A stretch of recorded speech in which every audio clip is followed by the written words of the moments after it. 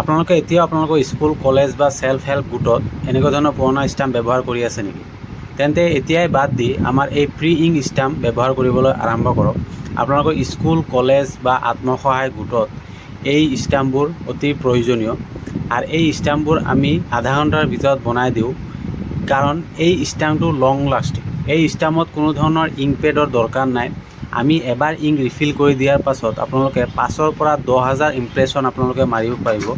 আৰু ইয়াত ইংক যেতিয়া শেষ হয় তেতিয়া আমাৰ তাত এবাৰ আহিলে আমি ইংক ৰিফিল কৰি দিয়াৰ পাছত আকৌ 5,000 10,000 ইমপ্ৰেশ্যন মাৰিব পাৰিব। কাৰণ এই ষ্টাম্পটো লং লাষ্টিং হয়, টেক্সটবোৰ ক্লিয়াৰ হয়, শ্বাৰ্প হয়, কোনো ধৰণৰ ইংক পেডৰ ঝামেলা নাই। তেন্তে আজিয়ে ব্যৱহাৰ কৰিবলৈ আৰম্ভ কৰক আপোনালোকৰ স্কুল কলেজ বা আপোনালোকৰ সেলফ হেল্প গোটত।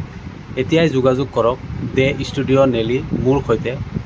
মই আপোনালোকক আধা ঘণ্টাৰ ভিতৰত এই ষ্টাম্প বনাই ৰেডি কৰি দিম। ধন্যবাদ।